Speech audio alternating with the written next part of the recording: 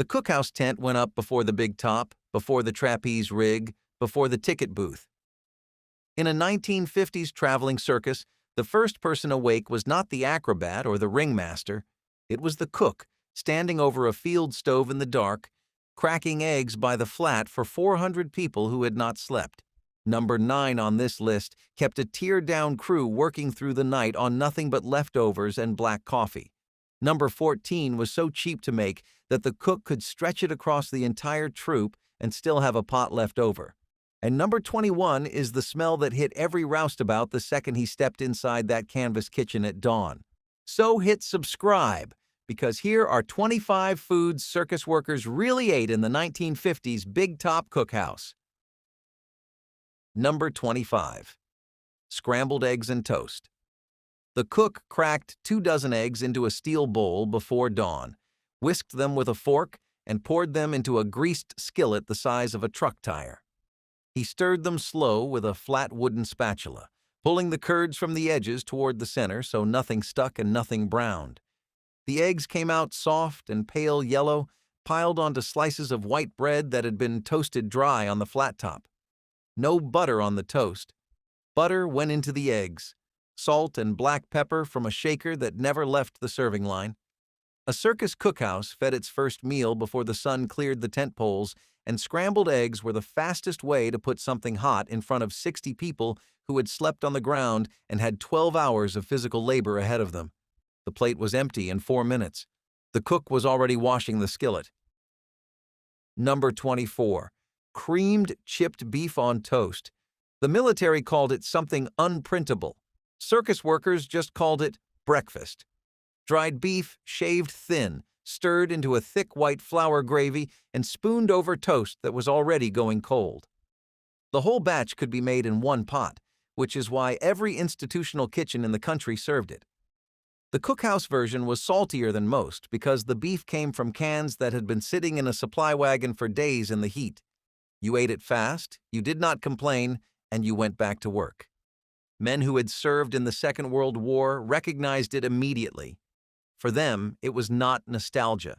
It was just the taste of being told where to sit and when to eat, all over again. Number 23. Stewed tomatoes. Canned tomatoes cooked down with sugar, torn bread, and a little butter. The entire recipe fit in one sentence. In the 1950s, canned tomatoes were one of the cheapest shelf-stable foods in America, and a circus cookhouse went through cases of them every week. The cook would open a dozen cans into a deep pot, toss in day-old bread to thicken it, and let the whole thing simmer until it turned into a soft, sweet, slightly acidic mash. Some workers ate it as a side, others poured it over rice. A few ate it straight out of a tin cup standing between the tent and the midway. It was the kind of food that tasted like nothing special until you had not eaten it for 20 years. Then you would give anything to taste it again. Number 22. Navy bean soup. A 10-pound bag of dried navy beans cost next to nothing, and a single bag could feed 100 people if the cook added enough water and a ham bone. That combination showed up in almost every circus cookhouse in the country. The beans soaked overnight. By morning, the cook had them on the stove with the bone, a few onions, salt, and black pepper. The soup cooked all day while the circus set up, and by lunchtime it was thick enough to hold a spoon upright. The ham bone did all the work, releasing salt and smoke and fat into the water hour after hour. When the bone was picked clean, it went back into the next batch, because a circus cook did not throw away anything that still had flavor in it. Number 21. Oatmeal with molasses. This was the smell that hit you at the cookhouse entrance before the sun came up. The cook started it in the dark, in a pot large enough to bathe a child, stirring rolled oats into boiling water with a long wooden paddle. No milk in the pot. Milk cost too much and turned on the road, so it only appeared for coffee, and only on circuits that could afford it. The sweetener was blackstrap molasses, thick and bitter, poured from a gallon tin that sat on the serving table next to a bowl of brown sugar. It turned the surface of the oatmeal nearly black and gave it a mineral taste that cut through the blandness of the grain. The roustabouts ate first. Their shift started before the performers opened their eyes. By the time the aerialists and the clowns wandered in for breakfast, the labor crew was already gone or working on a second bowl. There was a hierarchy to the cookhouse, and it ran on time, not title. First sitting was the tent crew. Second was the talent. Third, if anything remained, was the local day laborers hired in whatever town the show had landed. A bowl of oatmeal with molasses was the one meal that crossed every line the circus drew between its people. At 4:30 in the morning, the man who walked the high wire and the man who drove stakes into frozen ground sat at the same plank table and said nothing to each other. The only sound was spoons scraping tin and the canvas moving overhead. Number 20. Cornbread, cornmeal, water, lard, salt, and maybe an egg if there were extras. Poured into sheet pans the size of a card table and baked in the cookhouse oven until the top cracked and the edges went dark. The cook cut it into squares and stacked them on a serving board. Cornbread showed up at lunch and supper, sometimes both. It soaked up gravy, went with beans, and held together well enough to carry in a pocket for later. In the southern routes, where the circus traveled through Georgia, Alabama, and the Carolinas, the cornbread was made without sugar. In the northern runs through Pennsylvania and Ohio, some cooks added a spoonful. That difference could start an argument at the bench that lasted 3 states and never got settled. Number 19. Sloppy Joes. The cook browned ground beef in the biggest skillet he owned, drained the fat into the grease can, and stirred in a sauce made from ketchup, mustard, Worcestershire, a spoonful of brown sugar, and enough vinegar to cut the sweetness. The whole mess simmered until it thickened into something that held together on a bun for exactly 3 bites before falling apart. Sloppy Joes fed a crowd faster than almost anything else on the cookhouse menu. The cook could stretch the meat with diced onions and a second can of tomato sauce when the crew ran larger than expected, and nobody noticed because the sauce covered everything. The buns came from whatever bakery was nearest to the lot, bought day-old at half price. Workers ate them standing up, sauce dripping off their wrists, and came back for seconds before the first round was cleared. It was the one meal where nobody complained about the portion size because the pot never seemed to run dry. Number 18. Hash. Whatever did not get eaten at supper got chopped up and fried for breakfast the next morning. Potatoes, meat, onions, sometimes a vegetable, no one could identify anymore because the cook had diced it so fine that everything blended into one brown, crispy, pan-fried mass.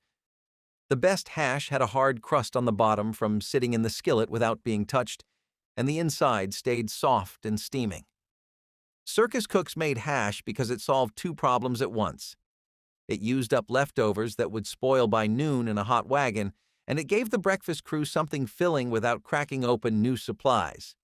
A cookhouse that wasted food did not stay in business. The provisioner bought for the week, and the cook made it stretch day by day, meal by meal. Hash was the arithmetic of that system made visible on a plate. Number 17. Canned corned beef. It came in a flat trapezoidal tin with a key on the side, and every circus cook in the country kept a stack of them in the supply truck. The cook sliced it cold and served it on bread, or he chopped it up and fried it in a skillet with diced onion until the edges went crisp and the fat rendered out into the pan. Fried corned beef hash made from canned meat was not the same thing as what a diner in New York put on a plate, but it was close enough for a canvas worker who had been awake since 4 in the morning. The salt content was enormous. 1 can could season a meal for 3 people without adding anything else. That was its genius and its only trick. The men and women who ran a circus cookhouse were not chefs. They were logisticians. Every morning they fed hundreds in a temporary kitchen built on bare ground, using equipment that had been packed into a wagon the night before and would be packed again by midnight. The menu was not planned around taste. It was planned around what could be bought nearby, cooked in a morning, and served before the midway opened. Number 16. Meatloaf. Ground beef mixed with breadcrumbs, an egg, salt, and ketchup, shaped into loaves on sheet pans and baked until the top glazed over. The cookhouse version was denser than what most home kitchens produced because the cook used more filler to stretch the meat. A single batch could feed 50 people if you sliced it thin enough and covered the plate with gravy. Meatloaf was a supper food, served with mashed potatoes or canned corn, and it was one of the few dishes that made a cookhouse bench feel something like a family dinner table. Circus workers who had families at home sometimes mentioned the meatloaf in letters they mailed from whatever town the train stopped in. Not because it was good, because it was the one meal that reminded them they were probably eating the same thing their family was eating that same night, somewhere far away. Number 15. Hot dogs, bought by the crate at whatever town the circus was passing through. The cook boiled them in a deep pot of water, sometimes 50 or 60 at a time, and set them out in a steel pan next to a pile of split buns and a squeeze bottle of mustard. No ketchup, no relish, no onion. That kind of dressing took time the line could not afford. A worker grabbed a bun, forked a dog into it, hit it with mustard, and moved along. The whole transaction took less than 10 seconds. Hot dogs were the meal the cook made when the real meal was not ready yet. A holding pattern made of pork trimmings and bread. But they were hot, they were filling, and nobody ever sent one back. Number 14. Pot roast. When the cookhouse got its hands on a cheap cut of beef, and that usually meant chuck or bottom round bought from a local butcher who wanted to move the tough pieces before the circus left town, the cook did the only thing that made sense. He salted it heavy, seared it in lard until the outside was nearly black, and buried it in a covered roasting pan with onions, carrots, and enough water to come halfway up the meat. The lid went on. The pan went into the oven or onto the back of the stove where the heat was low and steady. 3 hours later, sometimes 4, the meat had broken down into something a person could pull apart with 2 forks and a flick of the wrist. The liquid in the pan turned into a dark, salty gravy that the cook thickened with a handful of flour stirred into cold water. He sliced the roast across the grain, laid the pieces on a sheet pan, and ladled the gravy over the top so nothing dried out while the crew filed through the line. Pot roast showed up when the circus was parked in cattle country, where beef was cheap and chickens were not. The cuts nobody wanted were the cuts that fed the most people for the least money, and a 4-pound chuck roast could stretch across 40 plates if the gravy was thick enough and the bread basket stayed full. Roustabouts who spent the morning driving steaks into hard ground came through the line with their plates held out like men who had earned what was coming. The cook gave them an extra ladle of gravy without being asked. He knew what the afternoon looked like. Number 13. Biscuits and gravy. The biscuits were not flaky. They were dense, flat-topped, and made in sheet pans by the dozen. The cook cut them with an upturned drinking glass because nobody in a circus cookhouse owned a biscuit cutter. The gravy was sausage gravy, white and thick, made from whatever pork trimmings were left over, cooked down in their own fat with flour and milk. When milk was short, the cook used water and added extra drippings. It still turned out thick. It still covered the biscuits. Nobody could tell the difference once the black pepper hit it. This was a breakfast that sat in your stomach like a stone and kept you working through the morning without thinking about food again until the lunch bell rang across the lot. Number 12. Liver and onions. The cook sliced beef liver thin, soaked the pieces in milk for an hour to pull out the bitterness, dredged them through seasoned flour, and fried them fast in smoking lard. The onions went in separately, sliced into rings and cooked slow until they turned soft and golden brown and sweet enough to balance the iron taste of the meat. He piled the liver on a platter with the onions heaped on top and set it on the serving table next to a basket of bread. Half the crew loved it. The other half walked past and reached for whatever else was on the line. Liver was the cheapest protein a cookhouse could buy, sometimes a third the price of ground beef, and a butcher near a rail yard or stockyard would sell organ meat by the crate to anyone willing to haul it away the same day. The cook who knew how to fry liver without turning it into shoe leather was worth his wages twice over. The ones who overcooked it heard about it for the rest of the week. Number 11. Boiled cabbage and potatoes. A head of cabbage and a sack of potatoes could feed an enormous number of people for very little money. The cook quartered the cabbage, peeled the potatoes, and boiled everything together in salted water until it was soft enough to eat with a spoon. Some cooks added a chunk of smoked pork neck or a ham hock for flavor. Most did not, because the meat budget was already spoken for by the time the vegetables were purchased. The smell of boiled cabbage is the smell that people who worked near the cookhouse remember most vividly. It drifted across the back lot and mixed with the sawdust and animal scent that hung over the grounds all day. The combination was not pleasant, but the food itself was warm, filling, and cost almost nothing to make.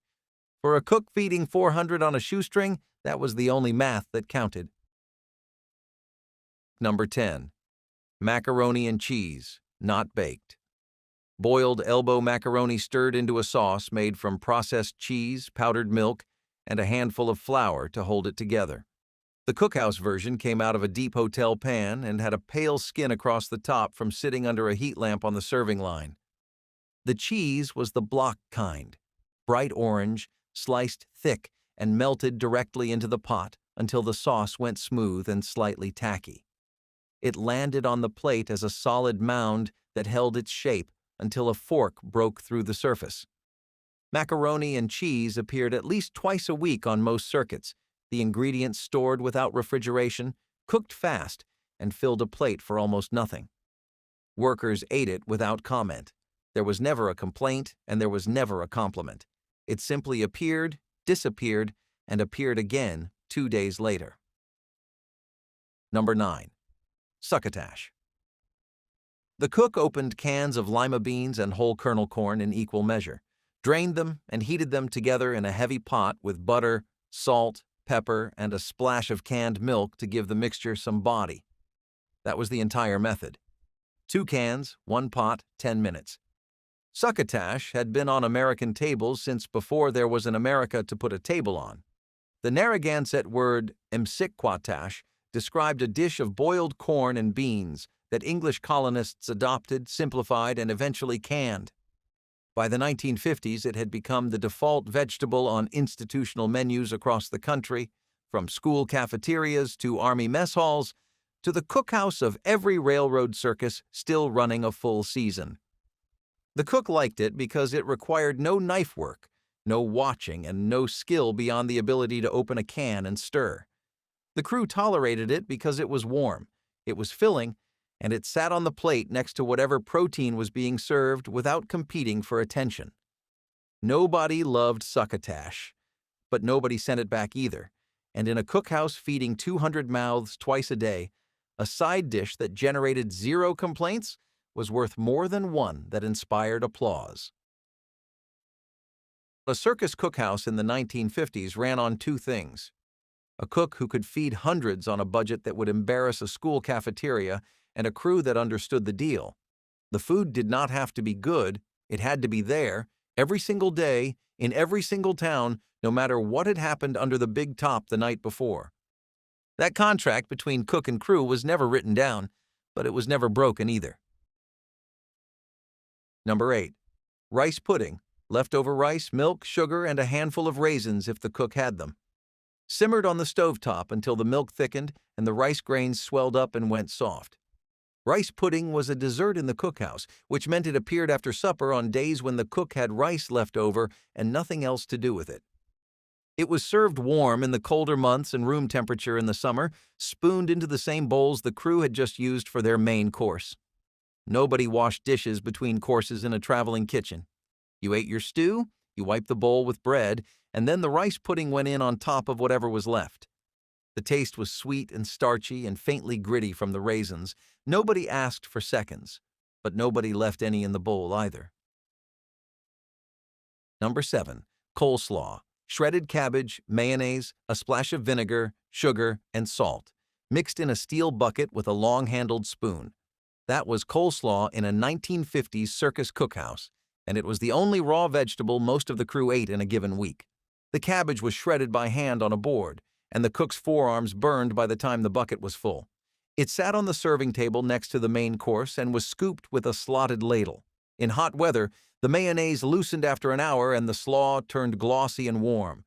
Workers who came through early got it cold and crisp. Workers who came late got it soft and faintly sour. That timing was the only quality control the cookhouse ever offered. The food was the same for everyone. The only variable was when you showed up to eat it. Number 6. Bread pudding. The cook saved every end piece, every stale heel, every slice of white bread that had gone too hard to serve with a meal. He tore them into rough chunks, packed them into a greased baking pan, and poured over a custard made from eggs, milk, sugar, and a splash of vanilla extract if the supply wagon had any.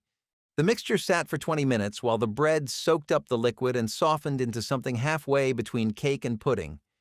It baked until the top turned golden and the center barely jiggled when the pan moved. Bread pudding was the cookhouse turning waste into a standing ovation. Workers who skipped dessert most nights came back for this one because it tasted like someone's kitchen and not like a tent in a mudlot. Number 5. Fried catfish.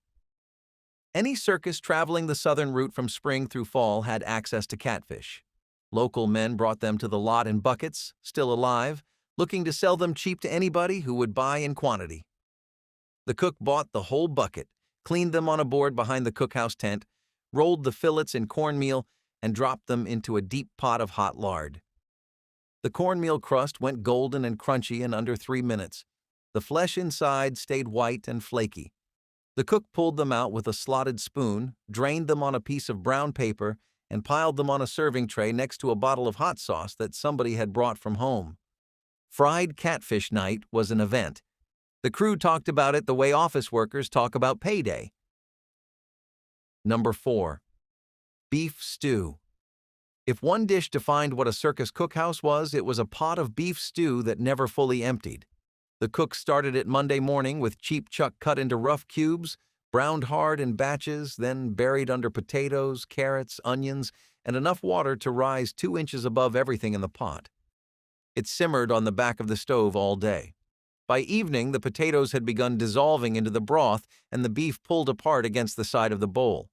On Tuesday, the cook added more water and more potatoes. On Wednesday, he dropped in another onion and whatever root vegetables the supply run had brought. The pot lived on the stove like a permanent resident, and the flavor deepened every day it survived. There was no recipe. The cook adjusted by sight and by the number of mouths expected at supper.